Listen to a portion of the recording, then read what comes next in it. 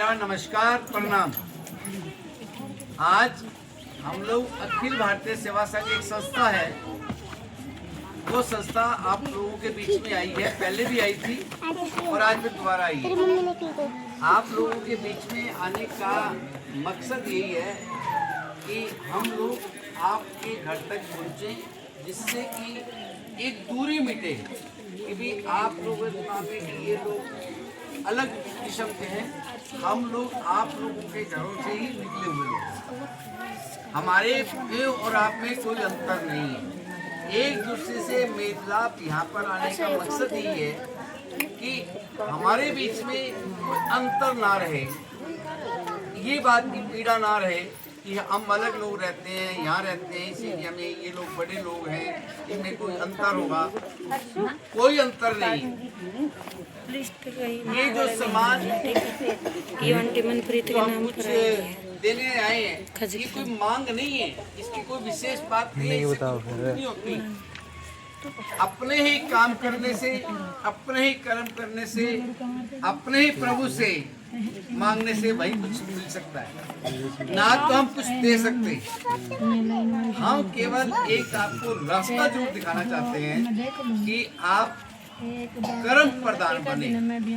कर्म प्रदान का मतलब है कि कोई न कोई काम करें। आपके बच्चे जो अभी पढ़ रहे हैं या कहीं शादीशुदा है, उनको एक चीज आप जरूर बताएं कि वो कुछ काम जरूर करें, कोई न कोई काम, जिससे कि आगे बढ़ा जा सके। अगर आज कोई मजदूरी जैसे आप करते हैं, कोई 100 की, 200 की, 500 की करता है, उसमें से कुछ बचाना शुरू करें। ये नहीं है कि कोई 1000 रुपया रोज कमाता है या 500 कमाता है तो वो सारे ही खत्म करने। उसमें से 10, 20, 50, 100 रुपया जरूर बचाए। ये बचत ही आपको और आगे बढ़ाएगी, क्योंकि धीरे धीरे करेंगे बचत। चाहे आप एक गुल्लक लगाएं, उसमें 10 रुपये रोज, 50 रुपये रोज, 20 रुपये रोज उसमें जमा करें। उससे क्या होगा, जब आपके पास थोड़ा पैसा बढ़ेगा फिर कोई चीज सामान लिया जाएगा, घर का सामान लिया जाएगा, कोई प्लाट लेना है, तो धीरे धीरे करके बचत करने की आदत आप डालें। महिलाओं के पास ये ताकत होती है बचाने की।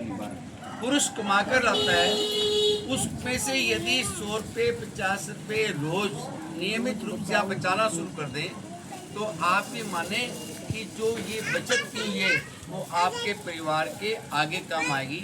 बच्चों को पढ़ाना है तो उस पढ़ाई में बहुत बड़ी राशि बनती है, बहुत बड़ा सहयोग बनता है। जब बच्चे पढ़ेंगे, आगे बढ़ेंगे, कहीं सरकारी नौकरी में जाएंगे तो एकदम से भविष्य बदल जाता है।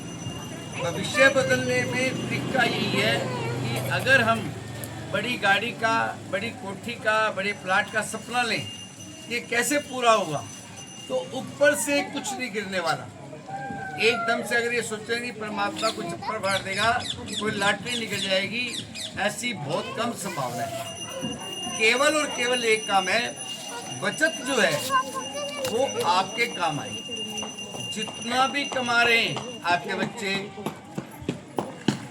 पति, जो कुछ भी कमाते हैं, उनमें से थोड़ा थोड़ा बचाने का प्रयास करें। एक बात।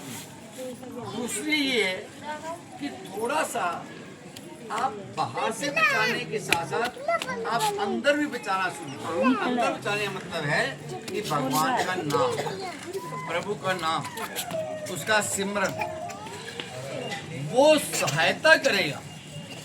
किसकी चीज से सहायता करेगा? कोई बीमारी शिमारी अगर आएगी तो उससे लड़ने की ताकत है। परमात्मा का सिमरन, जो भी आपने अपने गुरु धारण कर रखे हैं, जिन भी गुरु को आप मानते हैं, उनको नतमस्तक करके आप उनका ध्यान पूरे दिन में 5 मिनट, 10 मिनट, 20 मिनट या आधा घंटा, इससे ज़्यादा की जरूरत भी नहीं है। तो आप ये माने कि आपकी किसी भी विपदा में, विपदा हर एक व्यक्ति पे आती है। भगवान राम पे भी आई, कृष्ण जी पे भी आई, गुरु नानक देव जी पे आई, किस पर नहीं आई। अगर आप कितने भी गुरु मानते हैं, जिसको भी मानते हैं, अगर आप उनका इतिहास